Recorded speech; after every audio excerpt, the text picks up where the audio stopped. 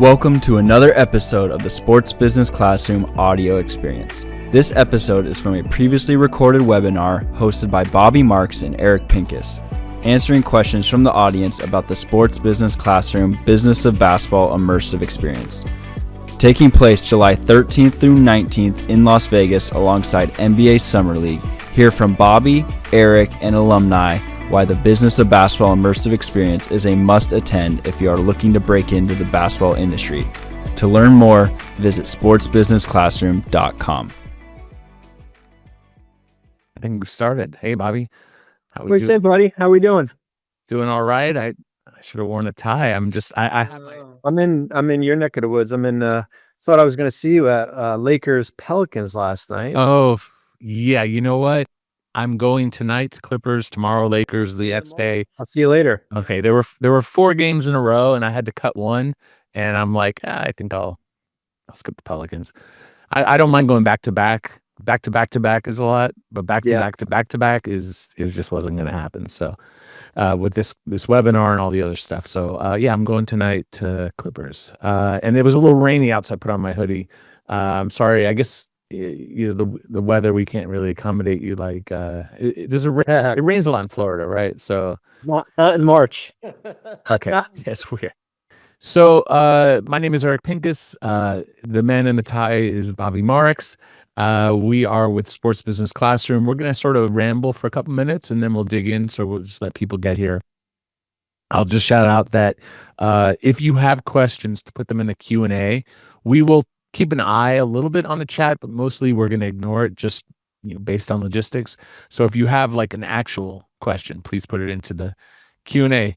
So before we dig in, Bobby, what do you think of this post-trade deadline period where teams are gearing up for the playoffs, gearing up for the lottery? Anything jumping out at you? Well, I would say that the two teams that made the biggest moves, certainly the Lakers and the Warriors, has paid off so far. As far as the Lakers jumping to 2 and Golden State at 6 right now, that potentially could get to 5 if Houston keeps on sliding here, which could set up to be a pretty intriguing playoffs, I would say. I would certainly think you don't want, from our network standpoint, Golden State, LA first round here. But the Western Conference is a beast. It's going to be a beast, and you got to be healthy. You got to be healthy when you get to mid-April. Yeah, that's the devastating part about the Mavericks end of this trade, which you can love it, hate it for the Mavericks. I know most people don't get it, but if Anthony Davis were healthy and if we didn't lose Kyrie in such a brutal way, maybe it'd be a different thing, because AD looked really, really good for that brief period. So I feel for Mavericks fans. I feel for the Mavericks organization. The decisions were made. I don't know if I would ever do that trade, but how about in the East? Anything jump out in the East? Yeah, listen, I think for right now it's probably a 2-team race with Cleveland and certainly Boston. Milwaukee has played pretty well, but I think they're kind of in that 4 to 5 range with Vienna.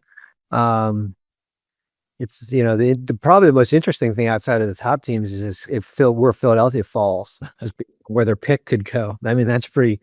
And who wants number 10 in the East, right? Who wants the last play-in between? Feels like every night those teams lose. Chicago, Philly, Brooklyn. Maybe here comes Toronto, right? Like I don't. It's. You would think Chicago would want that. They traded to protect their pick, right? They got their pick back. So I don't know. We'll see. I think there's got to be some Knicks fans listening, going, "What? It's a 2-team race. What about the Knicks fans?" So, and they're very sensitive. I have a New York background originally, so I have a lot of former students who are diehard Knicks fans and a lot of family out there. So I do think the Knicks have a puncher's shot. I don't think anyone would have said the Mavericks would have gone to the finals last year. So I'll at least say that the Knicks are in the mix a little bit, but I think we can kind of jump on in. We may not be able to chat too much hoops right now, but maybe we'll get to it a little bit later. What we really want to focus on today, and this is more informational, for those of you who have joined in, and are interested in the Sports Business Classroom Business of Basketball Immersive Experience. And it's really our flagship event of the year. And I just want to start with Bobby and ask you about your experience, because I've been doing this since 2016. I'm a veteran, but last year was your rookie year, and I know that you maybe you had a 2-way contract before that. Like you used to help us, you do some stuff for the program, but this was like your first time full bore. So uh, just share a little bit about your experience, what you learned, and what you gained from it. Well, I'll rewind to well, I remember leaving Las Vegas and being on a plane and coming home. This was after SBC was had concluded, and and texting Albert and Albert Hall and Warren Legary, and basically telling them that this past week was, I've done a lot. Certainly ESPN and the Nets, and gone to finals, and done a lot of different things in my career. But the week at SBC last year was probably one of the more rewarding experiences that I've had. Probably top 5 in general. I would say I had no idea what my expectation was, and how this program would go.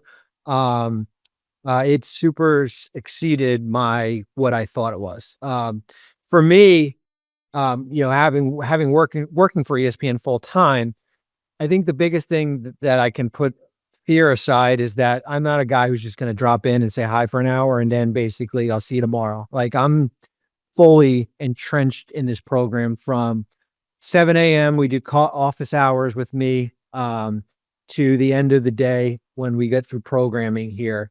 I'm so excited that, we started building out the schedule for July already. I'm excited that we'll be able to introduce some new programming here. But I think for me at this point in my career, my big thing is about giving back, because who comes to SBC and the folks who were there last year, like you guys are the next wave and generation of front office or media or broadcast and scouting, video analytics, all working in sports. Certainly there'll be questions as far as how much experience do I need to have, all that stuff. Like, picture yourself in it's basically like going to college for a week, where we're going to put curriculum during the week and then we'll do deep dives at night and everything. But I fully enjoyed it. It was a great experience for me, because I was a rookie going through this, and I basically had to just kind of follow Eric with everything. But after we got through, I was like, yeah, this is what I was already looking forward to next July. Yeah, I will say that we've known each other, I don't know how long, but a good at least a decade, and we never actually worked together. We sort of collaborated a little bit and had moments, but we never actually worked together. And I know how much work it takes to produce this event and how time intensive it is. And I just didn't know. I mean, you might come in with an attitude or like not ready to work, but that wasn't the case at all. So I really enjoyed getting to know and work with you. It was a blast, and I think you really understood what the assignment was of what we're trying to do, because everyone who's been a part of this, going to Warren Legary and Albert Hall, who created Summer League in Las Vegas and created this program, that spirit of giving back, it's a integral part of what we do. And it can be cliche, but it's really, and we've been lucky and blessed to do what we love to do, all of us involved, all of our teachers, all of our staff, all the way up to the creators of the program. And it's wonderful to help people, but it comes back to us also, because we put out great people, get them opportunities. It comes back to us and makes our program better. It's a really wonderful cycle of life. And some of our former students are going to come on and talk about their experience, and then we'll talk about some students who have grown and moved on to other wonderful things. And so, Jackson, let's go on to the next slide, and let's keep going. Let's see here. Business of Basketball, our flagship program. What we're talking about is a 7-day immersive experience in Vegas.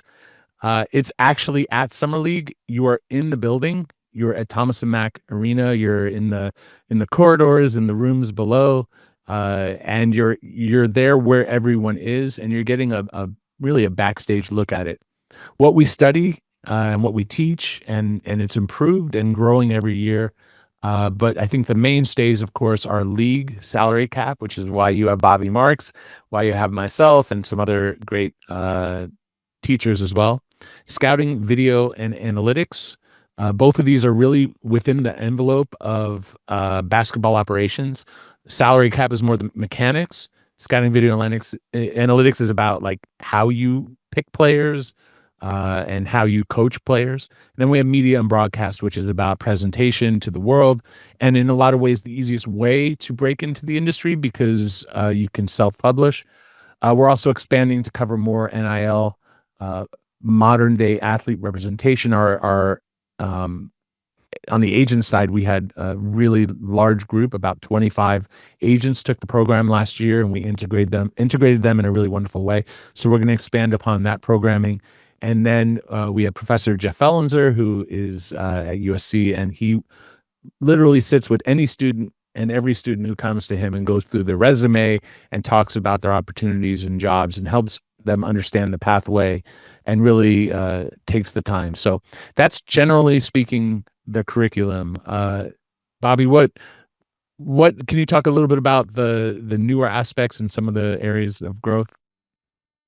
Yeah. So basically how the program works is that you'll come in and you'll pick a major, and we're going to kind of show you the schedule that we had last year. And it kind of explains, everybody is kind of grouped in together during the day, and then at night or later in the day, we kind of break off based on if you're salary cap and we're scouting, video analytics, and media broadcast. We do a lot of deep dives and everything like that.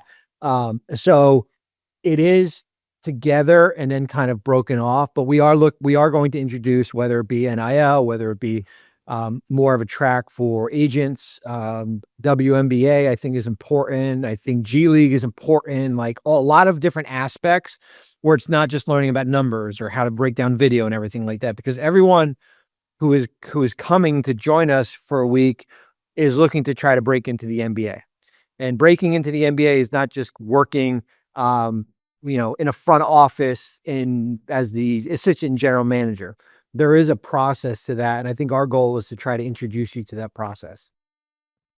Yeah, it's really a labor of love, and we're always adjusting it to the changing times. It's just when we created this program, when Warren and Al did in 2016, and as I've been a part of it and as I've seen it grown, it can't be the same thing every year because the NBA or the basketball industry isn't the same thing every year. WNBA is growing, so quickly, and there's so many opportunities in the NCAA side with the changes in the rules. They're hiring general managers for colleges now, and there's just different opportunities. And so we have to help educate and help people, I guess, expose them to what those opportunities are. Let's, if we can, I would love to bring in Doc. Let's bring in Doc Williams, who is a former student who's actually working with us. There's Doc. He works with us at Hall Pass /VSL/ Sports Business Classroom. He worked on the Jalen Brunson Charity Golf Classic. He's worked at Summer League, and he's a great guy as well. So, Doc, can you share a little bit about your story as far as where you came in, when you came in, and where that took you? Yeah. So thanks so much for having me. It's great being here. So I was part of the 2020 SBC class. So I was the COVID year, I was remote, and that was a great experience because even though it was online, you still got to meet so many people. And from that class, then I was able to work on a lot of great projects, no trade clause, and a bunch of other projects. And then the opportunity came up talking with the team to see how I could help with Summer League and going from there. So I can kind of talk about other projects, but it was a great foundation for whatever I'm doing now. Well, you've been able to witness some of how the program has grown, and what's different in person. What have you seen now that you've been on the other side of it, and how much it's changed and grown since the COVID year? I mean, first of all, like, I can't believe the classes just keep getting bigger and bigger. Every year I keep hearing like, no, this is going to be it. and then there's more people that join, so it's great. I think not only does the curriculum change and so many more facets that you're learning, I think one of the great opportunities being in Vegas, being with everyone, getting real connections, getting real reps on what you're trying to do. If you're trying to go the media route, if wherever you want to go. But I think having the different instructors and their experience and taking the time to teach you, it's invaluable. It really does. There's nothing else like it.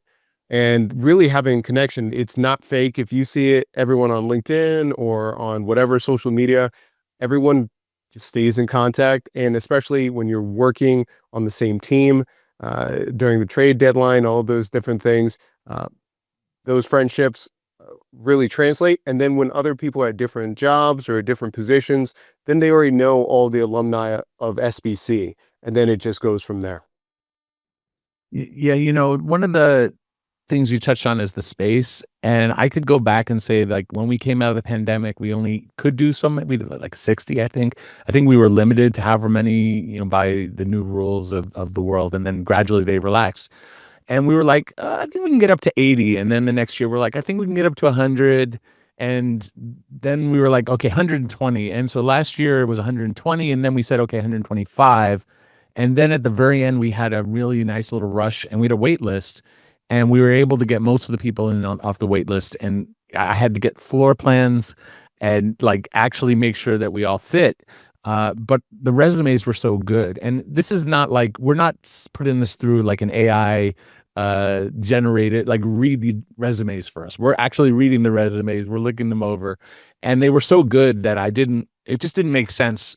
We didn't want to turn away people who really cared and were willing to do this program and were qualified. So, but it is a battle of making sure we don't over crowd and like that we lose that interpersonal relationship, because sometimes you have educational programs where you're in an audience of 1,000 and like you're just getting a certificate for sitting there and listening. So, what else do you have upcoming? Give us a little bit more on what your goals are, and also remind me, what was your major in the virtual year? Yeah, so mine was media and broadcast, and I was trying to figure out what I wanted to do. Did I want to go into more operations? Where did I want to fit in?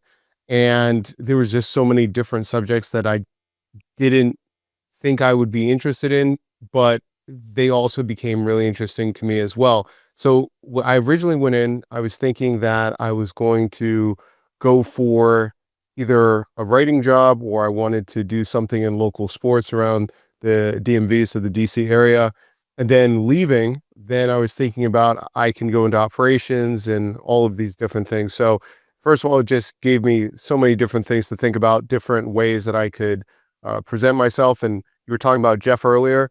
I really didn't have a resume that allowed me to stand out. So Jeff took the time, and Jeff is so gracious with his time to really help you with making sure that you lean on your skills and your unfair advantages and your experience. So that was a game changer.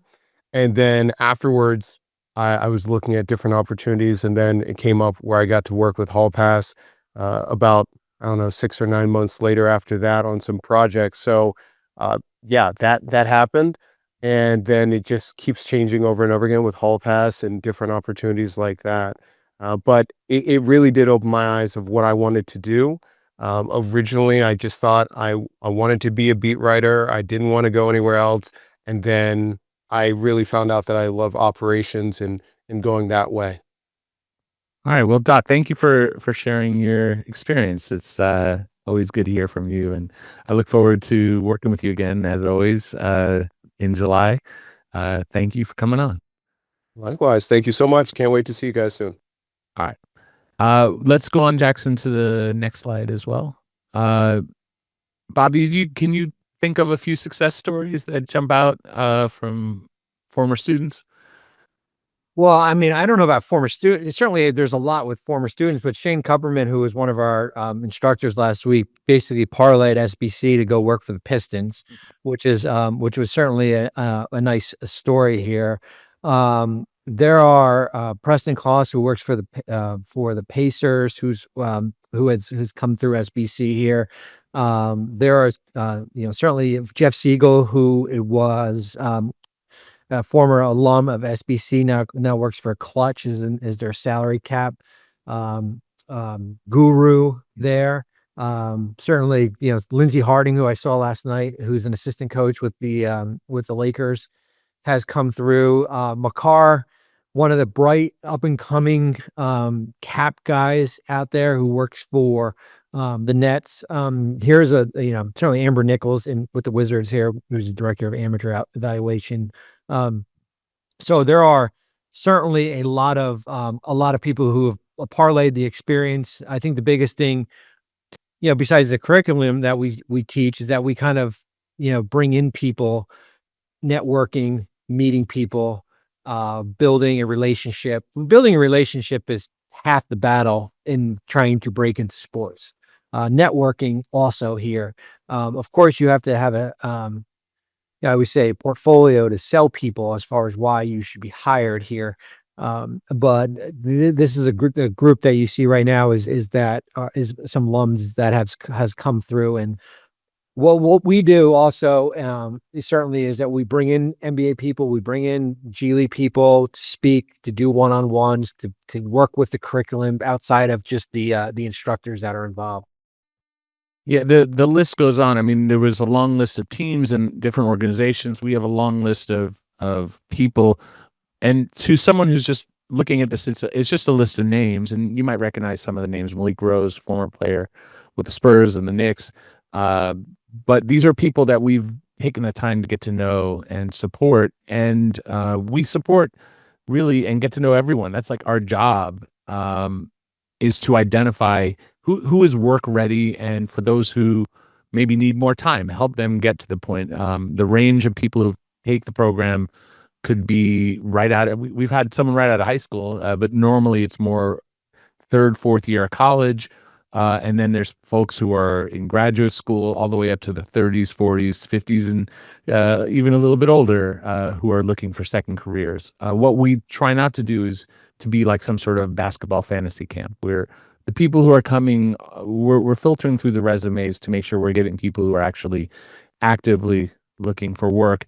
And I just want to point out, yes, there's like Amber with the Wizards, Buddy with the Celtics, Makara with the Nets, and you just see a lot of teams on there.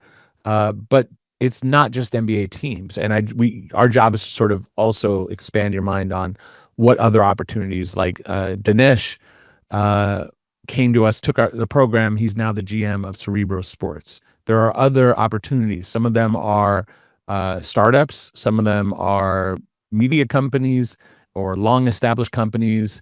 The NBA, I shouldn't mention this, but NBA Twitter got hacked recently.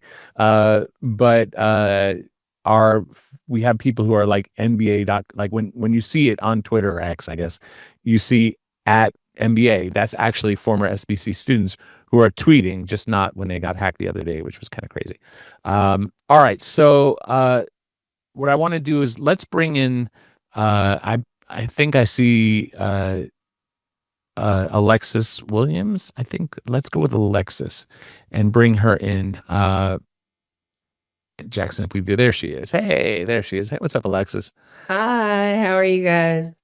Good. I want to first just mention who Alexis is. In addition to being named one of our top students in 2024, she's a certified agent, not just with the MBPA, which is the official one with the MBA, the partner, but also FIBA and now an FLPA. So she's an NFL agent as well. The founder and CEO of Phoenix Sports Entertainment, and was named, of course, one of our top students last year, and was awesome. Like from the moment that we met, I'm like, okay, this person's very, very cool. So what's up, Alexis? What's going on? Okay, well, I guess I will talk a little bit about my experience with the immersive program last year. First and foremost, it was phenomenal. I am very grateful that I came in the year that I did, because you all expanded into agency work. which was important for me. And I think the other students that I met in the program that were either certified agents or that are looking to get certified. Myself, I was newly certified in February of 2024, thanks a lot to Bobby Marks and his course. That's a huge part of why I'm a certified agent now and just learning how to study, even also with the NFL, because of the methods and the teachings that you guys gave. So it was a great week. I met so many people. I made some lifelong friends. My agency, along with some other students, actually won the agency competition last year, as well, which I thought was cool because it gave us some like real life applicable experiences and like settings to learn from. And I'm someone who learns by doing. So I 10 out of 10 would recommend the program. I was, or I am on the latter side of what you described in students, having had a career as an attorney over a couple of different states, formal in-house counsel for a Fortune 200 company. So switching from that to the league and looking for how to leverage that background, but then also bringing in some new things, as far as some things that I realized that I was interested in going through the program last year. It's been a great experience, and you guys stay connected. Bobby, I've been able to call when jobs come up or different opportunities come up to say, hey, do you know somebody here? Even other people that worked the program last year as well that were former students. So it was a phenomenal experience for me. Yeah, well, you also made it phenomenal also by bringing that energy as well. So I gotta say, but like I said, I feel like our job is to get to know. If we're gonna get behind you, Alexis, we need to know who you are. So it doesn't make sense for us to just shake your hand one time and ignore you and just say like, "Hey, yeah, great to meet you," and take a photo, and that's that. I mean, we really make the effort. I know Bobby does, goes above and beyond, really, and I think that's why Bobby's been such a great addition to the program. And then the agent side of what we did last year was sort of not planned. When we were mapping out, we had never had an agent track, but we had so many students that we reached out. We have a Discord, which is where before we ever got to Vegas, we started to build relationships.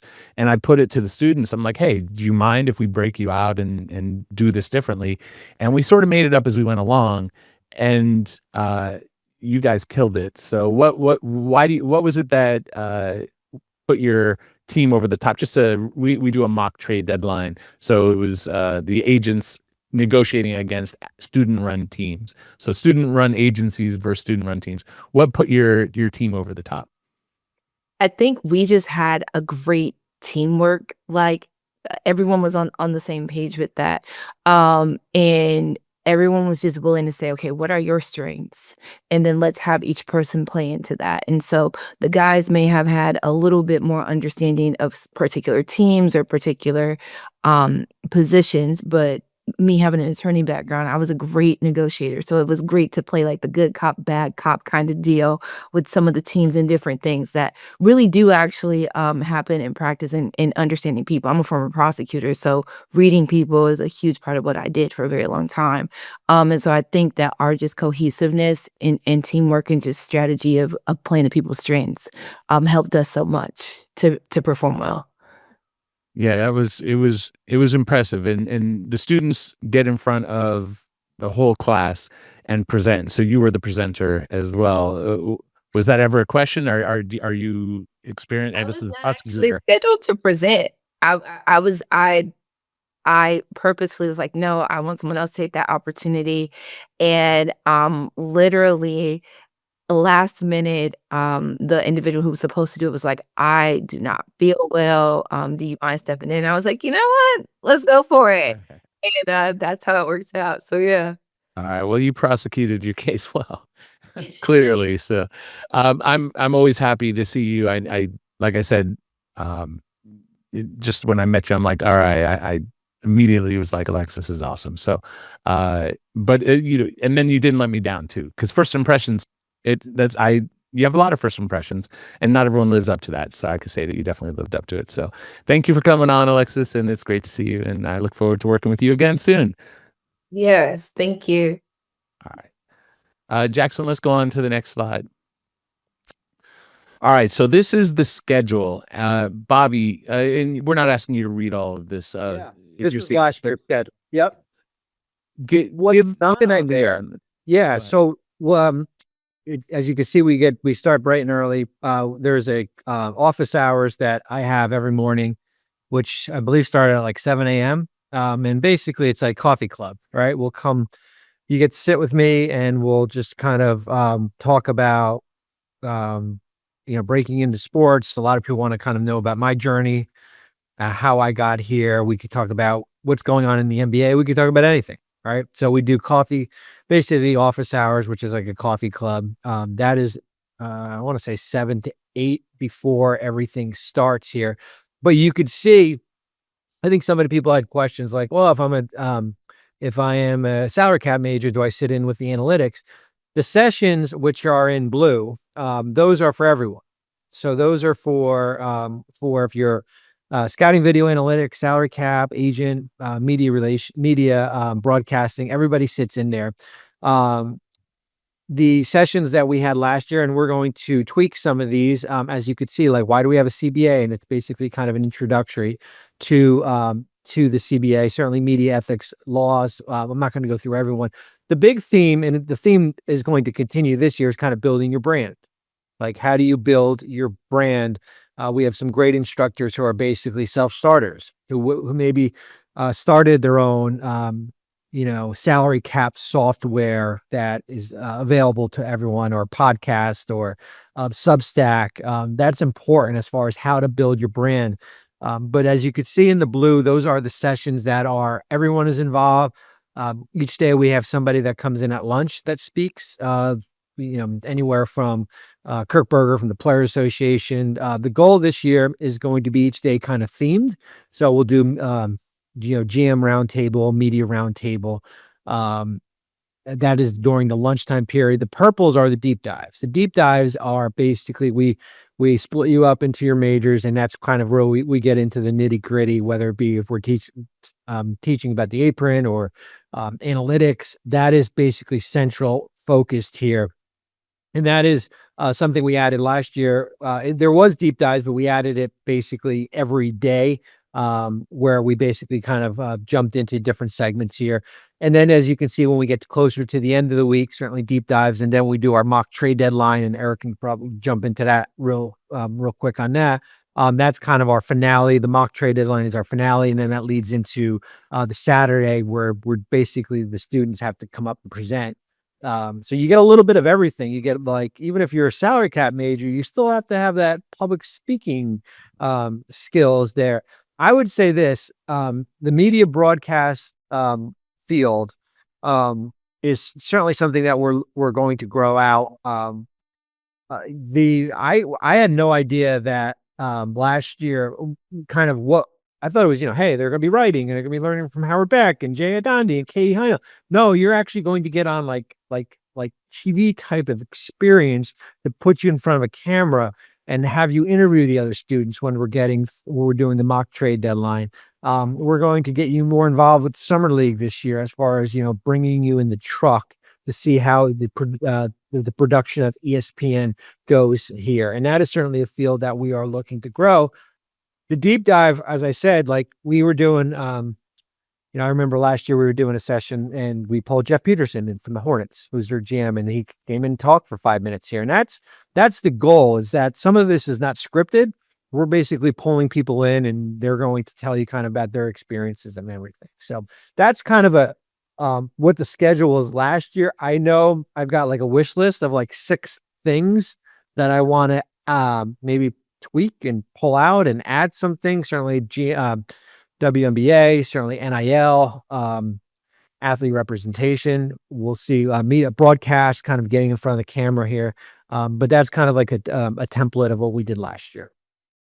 Yeah, the red as well is like lunch speakers. So we had David Falk last year, which was kind of cool. Legendary agent. We have it's always sort of, and I'll just say, rest in peace, Jerry West. He was someone who did it the last couple of years, and so we'll miss him again, or always. But we'll have incredible people that we won't announce until we get there. But we've had Mark Cuban come in through the years past. We've had Daryl Morey bunch of times. I mean, Adam Silver's spoken at our program. It's pretty Masai. It's pretty amazing. So we don't know today. We're not promising anyone individually, but we have like incredible speakers come in. As far as the mock trade deadline, that's a project that runs all the way through the week, and we break all of our scouting video analytics and our salary cap students into groups together, representing different teams. They probably represent about 20 NBA teams. I'll bring in some former students to represent the other 10. But throughout the week, you're navigating, getting to know who your team is, identifying what your team is about. There's the midterm where you need to present what you're thinking. What have you done so far? We'll tell you not to tamper, but you better be tampering because that's just reality. That's how the NBA works. So we don't want to see that you're tampering, but we want to know that you're tampering. And so by the time we get to the midterm, you should have an idea of what the trade deadline might look like. And then on the Friday, we have early morning, a chaotic, brilliant, fun period of transactions, everything from signing two-ways to extensions, negotiating with agents, making trades. And then after that, it's really about preparing that and then presenting it on the final day. And the media broadcast, their role in that is essentially your former colleague, Adrian Wojnarowski. They're kind of the Woj element of that, I guess the Shams now, of trying to break news. And there's I guess our version of X/Twitter, social media in the Discord where rumors are breaking. And so some of that got a little wild last year. Our media department, some of them went absolutely bonkers. And then it's you're interviewing our during the trade deadline, you're bringing up someone made a trade. You're bringing up the GM on a sideline and interviewing them. Or later in that day, you're bringing them to the set. We have a sports business classroom set on the arena level, and you're bringing up our students there and interviewing them there. And on set, it's really just a wonderful thing. And then everybody presents. And of course, we had an agent team on that as well. So it's pure chaos in a very organized fashion. And it's usually one of the more exciting parts of that. What I'd like to do now is bring on Connor. Connor, can I get you to jump on in and maybe talk a little bit about your experience, especially with some of the trade deadline stuff? You're a little blurry. There it is. I'll just introduce that Connor is, again, also one of our top students last year, and he's a graduate assistant at the University of Denver on the men's basketball team. So welcome, Connor, and share your experience, I guess, starting with the mock trade deadline last year. Yeah, thank you guys for having me. Good to see you guys again. So last year for the deadline, it was awesome. It was a lot of fun. It's different experiences, based on kind of what team you're on, what situation you're in. We got the Pistons, and by the time that SBC rolled around, the Pistons already made a lot of their moves. And so we decided that instead of making all these crazy trades or anything, we were going to stay pat and kind of build around what we had and just trying to add pieces to that, which I will say we kind of saw the vision. We went for that pace and space. We tried to went more pace and space, moved Isaiah Stewart to the bench. So it's a lot of fun just kind of find your role as a team, defining roles and then moving from there. But it was definitely the highlight of the week. And the presentations were awesome, seeing what everybody else did. And I think the media element was one of my favorite parts as well. Just your phone blowing up, all these different things happening, and the sidebars that happen once you make a deal were a lot of fun too. And negotiating with agents was interesting for sure, but it was a lot of fun to do that and put your negotiating skills to the test. So yeah. So what was your major in the program? I was scouting video and analytics. And I think that's, no offense to you guys, salary cap guys, I think that was the best major. Learning from guys like Steve Jones and Seth Partnow, guys that I, before I even came, was learning from in Seth's book and Steve on Twitter and him and Nikai's podcast. So being able to learn from them was really awesome. And you just kind of go through film with these guys and break it down. So it was a lot of fun. So how much of those skills are you applying, in your role? Man, a ton. So there was no, I'm a big analytics guy. That's what I'm going to graduate school for, and I was thankful enough to work with a coaching staff that didn't really have a way of finding these numbers or using numbers, and B, having a head coach that loved these numbers. So it was a perfect blend for me to kind of find my way in, and I've had a lot of fun being the analytics guy here, bringing stuff up to the coaches, helping them with scouts, and doing that a lot. So as a GA, I have a little bit more responsibility, and I love it. I'm having a blast. So I have a question, an analytic question that I think we may need to discuss this into the summer. I don't know if there's an answer right now. Okay. I'm hearing that like the Lakers are benefiting from luck in a way that is abnormal. If and the Knicks did last year, is the measurement right, or maybe we're not measuring that properly? That's not something I've looked at. I could do a little research for you, but usually when people say luck, it's teams are shooting worse on open 3-pointers, or they're shooting worse at the free throw line, or things that the team doesn't really control. But I mean, yeah, I'd have to look at that, how we answer that one. But I mean, they're just playing really well. So I don't know how much luck is going into Luka Doncic and LeBron James being on the court at the same time. Well, I mean, Maybe a little luck, but what I love about working with our students is that like I don't pretend to have all the answers. I don't think Bobby pretends to have all the answers. And I think we learn just as much by the interactions. And I rely on our students for scouting. We just released a mock draft just yesterday, which is like I love basketball. I just don't have time to watch NCAA. And so I rely heavily on people like yourself, former students who want to stay involved and share their stuff. But I know that you stood out, Connor. We didn't get to work together as much because of I'm not saying you're in the wrong major. You're in a great major, but you weren't in my major, so I didn't get to spend as much time with you. But when we were all getting together at the very end, and people were saying who were the best students, etc. Your name was just there was so much support for you as one of our greats, one of our top students. So congratulations on that, and I appreciate you coming on and sharing your story with us. Thank you, Connor. Yeah, of course. Appreciate you guys having me. Thanks, buddy. Good seeing you. Yeah, you too. Thank you, Bobby. So, Bobby, we have different tiers, but what I like to say to people is just like start by just getting there. Just if budget is a problem, like just be there. What are your thoughts on just like getting yourself there at least the base level? Yeah, I mean, this is kind of the base level package. I mean, as you could see, like although the 3,900 certainly stands out, you're certainly a payment plan that you can that we would work with you there. Here's everything that's kind of involved, and everything that we're showing you is on the website here. Certainly, whether from lodging, whether from meals, whether it be part of the program, getting to and from UNLV and back to the hotel. Certainly the last part is important as far as placement on the exclusive Vegas Summer League Count profile website, which is important when it comes to jobs and certainly from a networking standpoint here. But here is certainly the base package that is offered.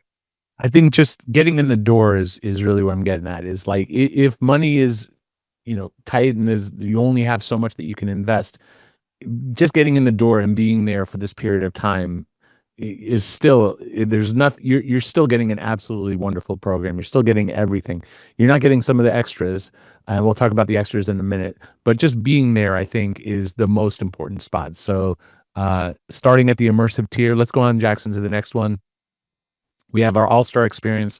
That gives you a little bit extra time. So you're getting there earlier, and then you're getting access to some parties. We had a meet and greet. We had an event offsite that we all got together and got to know each other. So there's extra, and obviously this is going to depend on your budget. And but the hotel is covered. So if you're staying there longer, it's definitely worth your while. And then you also get upgraded dining, so you get a chance to eat in the same room as the NBA executives and the league executives, which I think is pretty cool. You network a little bit. I think networking is one of the most important aspects of our program.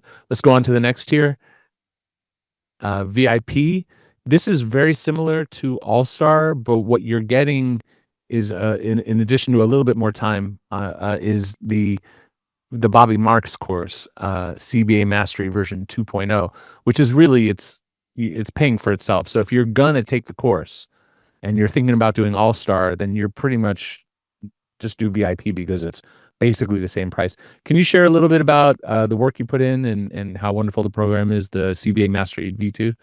Yeah, I mean, besides the document that that you can find on Sports Business Classroom, and you can download that. You can download that, and certainly the transaction guide that is available. I spent time out in California back in, I think it was October, and we filmed 3 or 4 days of footage where we basically took the CBA and we broke it up into different segments. I think there's 20 different titles, ranging from the apron, ranging from exceptions, extensions here, and it kind of gives you a more in-depth look as far as how the CBA works, and that is certainly available. That's Mastery version 2. There's a lot of other things that come, certainly term sheet, Q&A, questions, slides, everything that kind of comes with that there.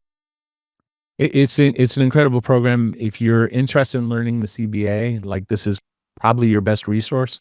And so if you're coming to be a CBA major and you're going to take this course, I would recommend just do the VIP because you're getting the course that you probably should take anyway, and you're getting it at essentially the same price. So, and then let's go on to the next tier, Jackson. This is the Hall of Fame experience tier, and what this adds is you get a little bit of extra benefits. We'll announce a few more later, but a couple hours of CBA tutoring, and that's one-on-one tutoring. And then you get some access to some shoot-arounds and some perks behind the scenes, which I think is also pretty cool. So, but I just want to emphasize, like, if you're looking at these and your budget for you, it just doesn't make sense, you're going to be great at the immersive tier. You get more from All-Star. You get the CBA Mastery if you jump up to VIP, and then if this is within your budget, I absolutely recommend it. And remember that these prices do go up after the month. So this is the early bird pricing. Prices go up as of April. So let's go on to the next slide, Jackson. I think that's right. I just mentioned that. Go to sportsbusinessclassroom.com and register today. Let's go on to the next one. I think that was it. And I do want to bring in, well, we're not done. So let's go back. Go back one slide because we're not finished yet. Let's bring in Jasmine, one of our students as well. Saving the best for last. Yeah. Hey, Hi, how are you guys doing today? Jasmine, you just completed your master's at Northwestern in journalism. I did. That's pretty amazing. In August, not too long after Sports Business Classroom. And of course, you were also named one of our top students. Was that surprise to you? Did you expect that, or were you shocked? No, I did not expect that at all. Honestly, I think that during my time at Sports Business Classroom, I tried to just get every single last thing, every last bit of information out of it, and I was really immersed in all of the aspects. So I think that maybe had something to do with it, but I still wonder a little bit, like, it's still surprising to me to this day. Well, I just think you stood out, and I met you. I think I met you at the Combine, right? So we met at the Combine just randomly, and then like just some you like applied or whatever happened. It just sort of timing was like fortuitous, and so when you came in, I was like, hey, it's Jasmine, and like, again, like first impressions or second impressions, great. You actually have to deliver, and you were a media and broadcast major, so we didn't get to spend as much time working together. And so it's always a joy for me to see someone like yourself, who I think is terrific, come in and completely independent. There's no bias from me. I had no say. They came and said Jasmine is one of our best students, so she needs to be recognized as such. So share a little bit about that program, the media and broadcast program. What was your experience, and what did you do day to day? Absolutely. honestly, the program changed my perspective of working in the sports industry tremendously from angles that I wasn't even expecting to learn from. Like when you read about the program, it'll tell you that they'll teach you about the foundation of media and the sports industry, which is exactly what they did. During the week, we dived into journalism from the print media, broadcast media, and social media perspectives. And they gave us just an amazing foundation on how to be successful in the industry, whether you want to work for a media outlet or even create your own platform. They had someone there who could speak from each subset of media from experience. And that was really important to me. Like there was someone to guide you in the right direction and give you that wise counsel that you need to have success. And even like on top of that, the program emphasized to me how important it is in sports media to know about all aspects of basketball, not only just on the court, but also the business side of things, such as the scouting and video analytics, and especially salary cap. So in those times where our whole cohort was together, learning about those aspects of the game that aren't necessarily media centralized, I realized that like this is the time not to just chill out and not pay attention. Like that's your time to really tap in and understand the ins and outs of the business, because as a media professional, it's your job to be well informed on these topics to be able to accurately like report it to the public. And with all of that said, I learned so much from the program from an educational standpoint, but I would be remiss not to mention the power of connections at Sports Business Classroom. Like during the program, you're in front of people who are in the positions that we're fighting for, and you have the opportunity to like meet the people who have been in like your shoes, our shoes, and give you that raw, real advice that got to them to where they are now. And also, your peers are on their way to being successful sports professionals too. So it's an amazing time to just meet as many people as you can and start building the network and the career of your dreams. So all in all, SBC was an experience of a lifetime for me that gave me tools and connections that I need to make it to the next level. So if I could rewind time, I would not have done it any other way. Oh, I love it. Thank you for that. I think, and I don't know if I speak for Bobby, but I think we both have a sort of credo of that, it's not like a zero-sum game where everybody's competing against everyone tooth and claw, but that we can rise the tide together, and there are multiple opportunities to be successful. And I'd rather collaborate with people in a positive way than try to break people down. And so I think, at least working with Bobby, I hope I didn't misspeak by attributing that to you, Bobby, but that's what I felt like we brought to the program together. No, I mean, and that's kind of the theme when we open up that Sunday night, is that kind of like, listen, it's this, everyone in this room is kind of together, right? Like, yes, we're all this is kind of quasi competition somehow, but we're I know I'm not, and I know we're not going to tolerate basically people like disrespecting each other to try to get up. This is kind of the real life business world here, and that was kind of the beauty of the program, right? Like as far as kind of like how we started that Sunday night and how we ended that Saturday, that you could see the jumps in development that come along. I think, the one thing that we didn't talk about, and I know, certainly Jasmine went through this, is like, we bring in people and we do one-on-ones, right? So like we bring in, whether it be from the media side or from the team side or from the agent side, and you'll get to spend time with them, and you could sit there and you could pick their brain, and you can network, and you can use that as a resource. Because I've always said, like, our goal that week, and then after that, like once we're done, it's not like all of a sudden me and Eric fall off the face of the earth and like we change our phone number. Like you have access to us, is that to give you the resources and the platform and the tools to have you succeed, right? As far as how to kind of when you're interviewing, when you're meeting people, that what we've gone through is that you have those resources here, and that's the end goal right there. Well, I saw Jasmine as someone who was ready to work, and so I'm excited to see what you do next, Jasmine. I want to. Hopefully, we'll get to work together this summer. We'll bring you back, hopefully, and help us on the production side. We're working on it. But it is a pleasure to see you again. I'm glad that we had a chance to meet just randomly, and then who knew that like we'd end up working together in this capacity, and that you'd be so. I'm not shocked that you were so awesome at it, but it is nice to see that you were. So, thank you, Jasmine, for coming on, and we'll talk soon. Thank you so much for having me. It's good to see you guys. Thanks, Jasmine. Of course. Yeah, she brought up the networking aspect, and I think, we can't undersell it. Bobby, what does the networking aspect mean to you, and why is it so? Oh, I mean, that's as I said, that's kind of like 50% of it. Is networking, is meeting people, is getting your face in, as far as putting a name to the face.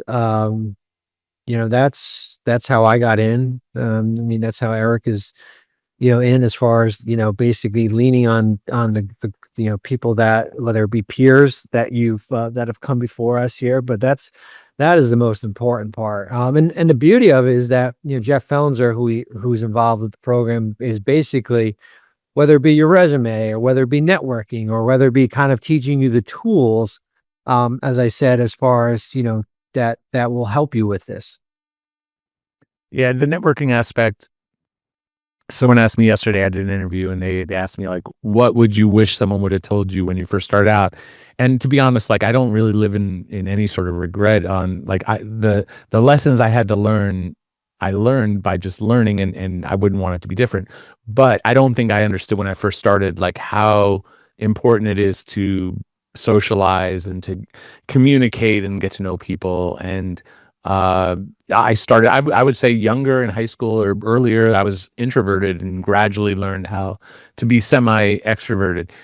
So not everyone who's watching right now is a big personality who wants to fill up a room and get up in front of the stage and talk to everyone. But there is an aspect, even if you are introverted, of communication, that you need to find a way to communicate, bond with others, get to know people. You can have a brilliant mind, but if you can't share that information with another human being, then it's hard to get work. So we work with people on that, and we take the time to, as I said, to get to know everyone. I want to do, Bobby, I want to go to some Q&A. It looks like you've been answering them. I have. in I writing. answered a bunch. Yeah. So there's a few left in the Q&A section.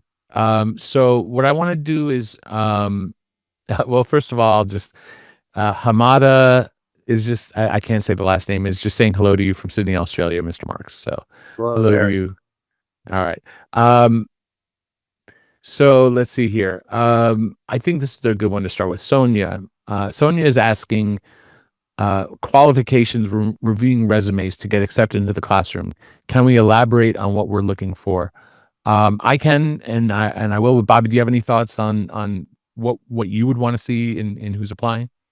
Well, I mean, like, certainly, I think that the biggest thing, whether if you're in college or if you've graduated, like, for me, like, what type of person you are, like, that's the most important. Like, how do you fit into the group? That's the program runs because we have cooperation from 140 people, students, and then certainly instructors. So for me, it's kind of like, how do you fit in? What type of person you are. Yeah, and it's not just a resume, but it's also a cover letter. So, like, the resume is not as personal. I mean, it's personalized, but it's not as, you're not communicating what your goals are. I would like to see in the letter a communication of, like, number one, does the letter look professional? There are some that I'll look more some of them don't, and I'll look more deeply at it, and our staff will go through and we'll talk about it and such. Every so often I'll kick back to someone and say, hey, we had one student last year who was on a ski trip and didn't want to miss the early bird, so he, like, in the back of a bus, wrote, like, honestly, a terrible cover letter. It was like chicken scratch on a back of an envelope.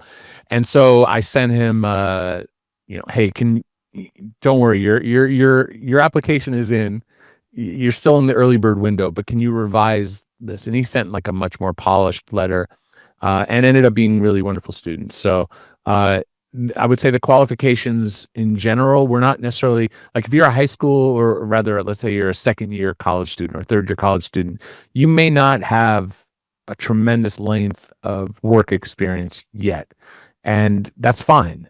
We're not going to rule people out because they haven't worked for an organization. Like, oh, you haven't worked for the NBA, or you haven't worked for the NCAA. Well, you don't belong here. That's crazy. So we're looking to see, are you professional? Are you passionate about the right things? I'll have some cover letters that we'll get some cover letters that are like, I'm a huge fan. That maybe less of the fan side of it, and that you're just trying to get like a fantasy camp type experience, but that you're actually looking to put this time that you get with Sports Business Classroom to good use. Let's see here. Rob McIntyre is asking, he graduated from Virginia Tech with a master's in science and IT. Are there any particular technical skills you find there is a need for on the sports media side? That's an interesting one. What do you think, Bobby? Well, I mean, I guess it depends on what, sports media is certainly wide. It's a wide range, right? Whether it be from journalism, whether it be from on camera, whether it be from operations, certainly from a production standpoint here. And I think that kind of would answer that question there. I think if you think of almost any job, like there's that job within the sports side, whether it's media or not. Like at ESPN, you have how many like they have electricians, right? You have people who do lighting, you have people who do makeup and hair, and obviously you have the nice suit and tie. So someone had to make sure you dressed up nice, and wardrobe, and there's directing and all the technical stuff, and then there's just the IT support for everything that goes with it, right? That seems like really it's specific in this case, Rob McIntyre, if I'm saying that right. It's really, you are who you are, you do what you do. It's a matter of you finding a way to use those skills that you have and finding those opportunities with those skills, because the answer is yes. Like for almost any of your skills, there's going to be an opportunity here. Bobby, I think this is a good one for you to answer. This is from Jermaine. How does CBA/salary cap differ from basketball operations?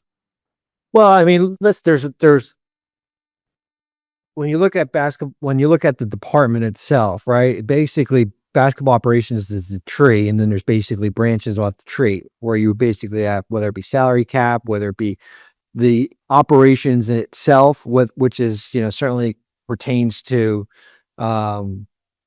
certainly scouting, coaching, front office. Like if you're working in a front office, it's not just salary cap, right? There's a lot of different elements there. So basically what we do is we'll combine the basketball ops salary component together. Yeah, I would say that we don't have a specific major basketball operations. It's really the divisions that Bobby just mentioned between salary cap, which is more of the strategic side of how, and then the SVA, scouting video analytics, is more of the why of you're doing it. I think that's probably the best way to put it. And then there's just like there are jobs that are neither. And there just might be the person who's coordinating between all of those people to make sure that everyone's functioning. And so there are jobs that are just making sure that the organization functions, and there are jobs that do that. And Bobby, this is a good one for you as well. This is anonymous. If we are going into the CBA and salary cap major, how much should we know about each of them? Really, they're the same thing.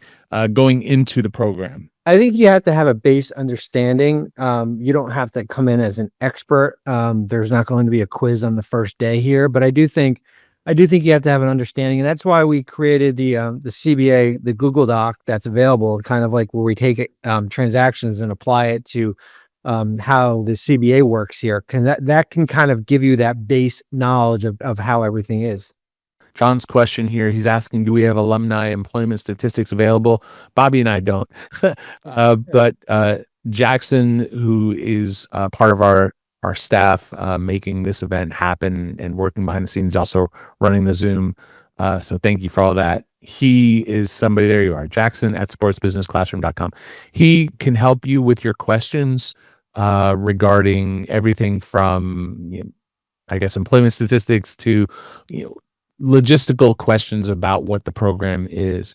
And if he can't answer the questions, he can get to people, whether it's Bobby and myself or others in the organization, who can guide you with that. So that's really the best answer I have. Sorry, I can't answer directly. I honestly don't know that. I do know that we have a ton of people who work in the NBA, and it's really one of the great joys in my life is to see that kind of success.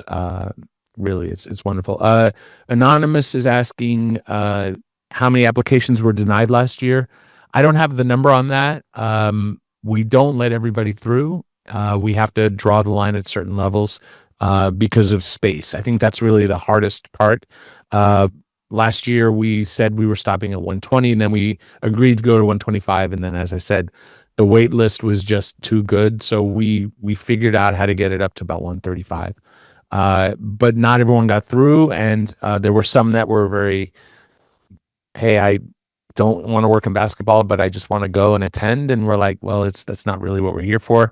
There were some folks who weren't as ready for the program, who we hope will apply this year. So generally speaking, we want to let people in, and we just have to work within the numbers of our capacity, and also make sure that we're getting people who are actually serious about this and are professional and ready to go. Again, that doesn't. We're not saying like if you're a second, third year, whatever college student, that we're looking for you to show like, oh, what you've done. We're not qualifying you on what you've already done, but we are looking at what you're looking to do. And then I'll just jump in real quick. Can you explain the talent profile website? It's our VSL talent website. It's kind of like a social media network, kind of similar to LinkedIn kind of thing. I think you probably want to ask Jackson a little bit more about that. So that has been answered. 2 questions on that. Let's see. Okay, so Bobby, I'm going to read this one live here. This is from Anonymous. Obviously, participating in this program would be out of a love of basketball or for basketball. But for those trying to start a second career, is there any salary information for potential jobs after the program, just from a career planning standpoint? That's a tough question there. Any thoughts? Yeah, I mean, I would say there for you attending here, right? Like, it's similar to going to college, right? Coming to SBC is coming to college. When you go to college, there's not a $200,000 job because you were a business major, right? But as I have said before, like, what we are providing is not a guarantee that you'll have a job on the other end, right? What we are providing is that we are going to give you the resources to put you in a position to get that job when it is available. That is kind of what we are providing here. Right. And it is what you make of it. Some of it obviously like is luck. There's not like I've used the analogy of being a lawyer where you go to law school. First you go to undergraduate, then you go to law school, then you get an internship, then you pass the bar, then you become associate, then you become partner. Like, it's not a cookie cutter industry. And it also depends, like, are you getting into the salary cap? Are you getting into scouting video analytics? Are you creating your own company? Are you going into, there's so many different paths. But it's just, as Bobby said, it's like going to college, and at least here, this is more of it's almost more of a trade school where you're learning something very specific, and you're building out a network. So good question. I don't know if there's a specific answer, but that's the best we could do. And you can certainly reach out to Jackson if you need a little bit more insight on that. Harvey is asking about the scouting major. Do you want to talk about that a little bit, or you have some thoughts on the scouting major? Yeah, I'm just typing something. Yeah, the scouting major. I mean, we can kind of go through a little bit. Like, so we have anywhere from scouting video analytics is kind of one major there. As far as there, we have certainly Stephen Jones and Seth Partnow, and whether it be actually scouting in person, as far as last year we had Greg Plinsky come in, and he's an assistant at Tennessee, and he came and he did a presentation on how to build a draft board, right? How to identify talent. We're probably going to tweak that presentation this year and do something a little bit different. But as far as how do you break down video, right? Like that's important that we're going to show you, whether it be Stephen Alvis or Stephen Jones, Nakias Duncan, not everyone goes to be a scout. Most scouts start in the video department here. So there is a wide range as far as it's not just going to a summer league game and say, oh, what do you think of that guy? Right? Like we're basically going to give you kind of like the tools, how to identify prospects, how to, certainly, as I said, how do you break down video?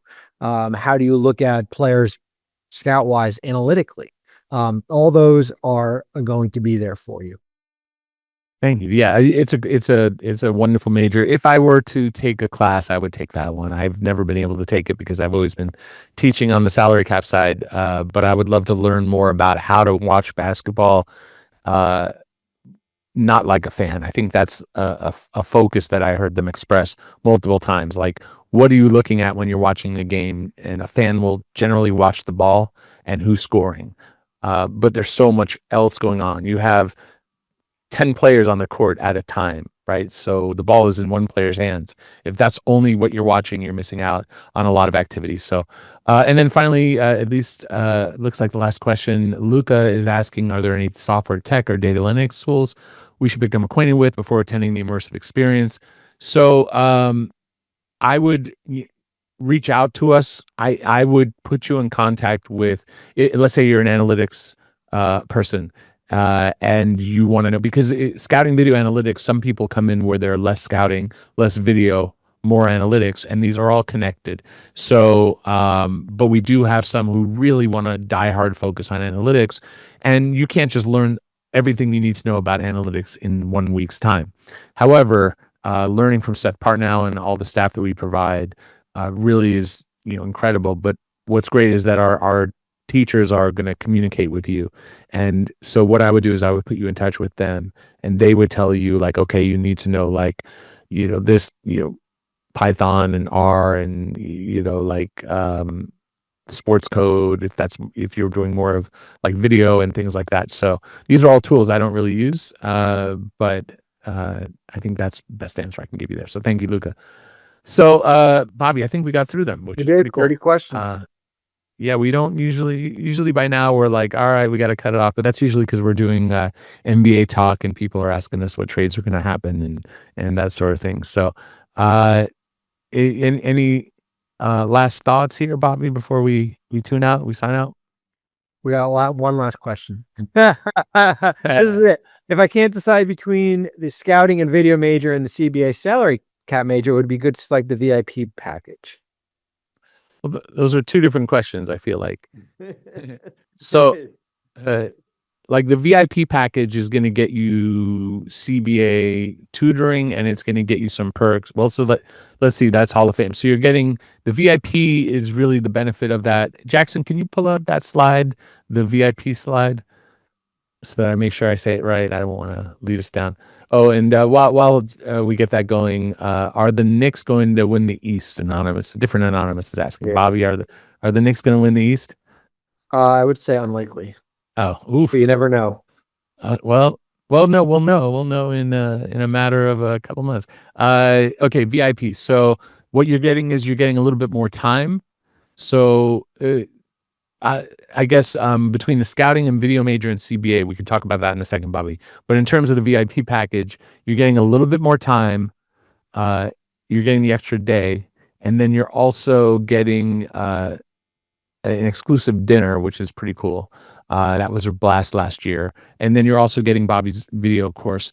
So I guess what the core question is trying to decide between scouting video and analytics and the CBA. So Bobby, what's your thoughts on like how do you pick that major?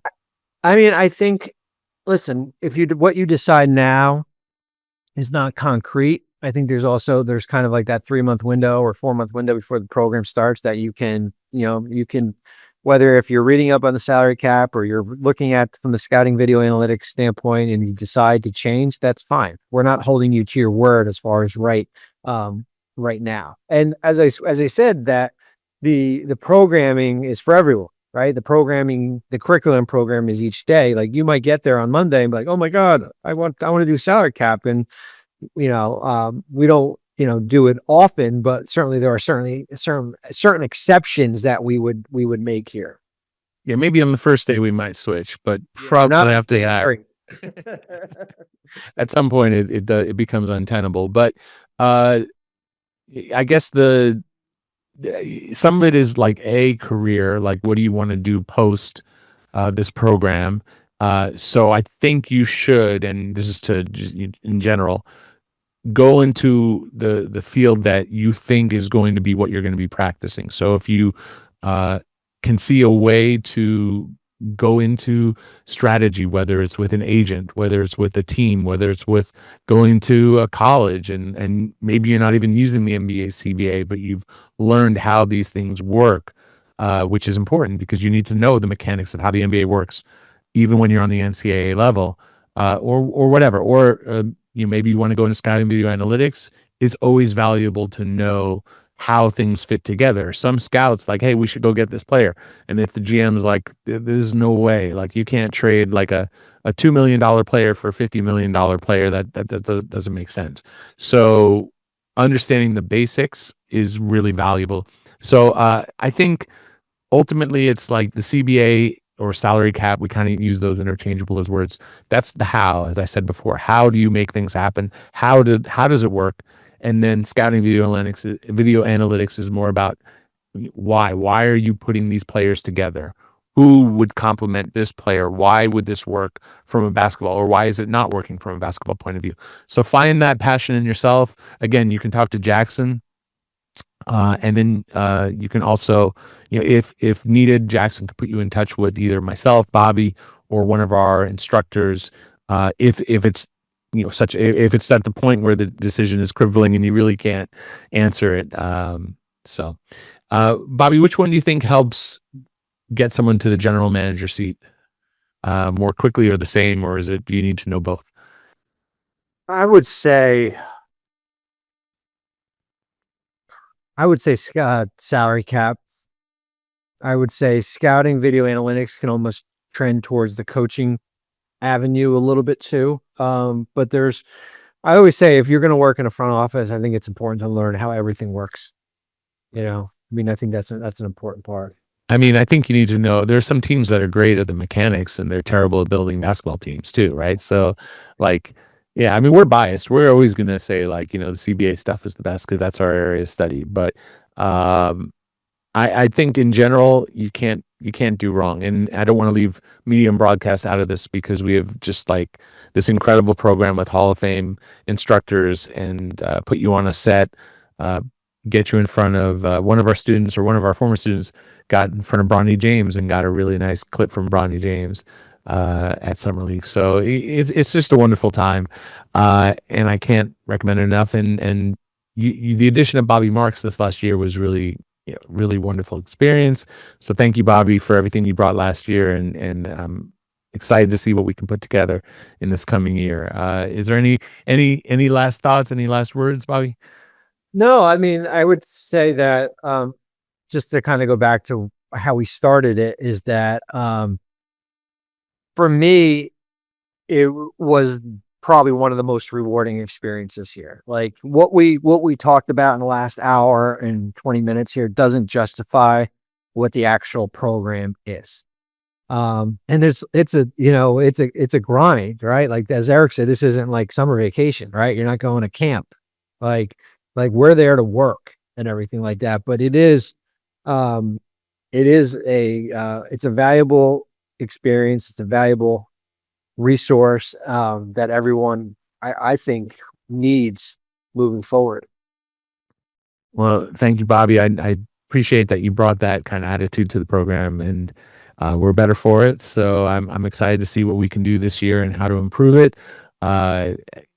It grew last year in the agent side in such a unique way that we pivoted in audibles, and I brought in agents, like practicing agents, to come in and talk to our agents, and we had them in a competition in a whole new way, and it was so much fun. So if you have questions, again, you can reach out to Jackson.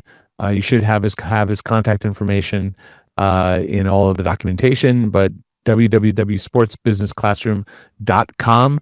Remember that the early bird discount ends at the end of this month in March. So please get that in early. And it's been a pleasure. Thank you for attending. And I look forward to seeing you in July in Las Vegas. Thanks, Eric. Thanks for listening to this episode of the Sports Business Classroom audio experience. We hope this gives you the information you need to register today. Visit sportsbusinessclassroom.com to register for the Business of Basketball Immersive Experience. We look forward to seeing you in Vegas.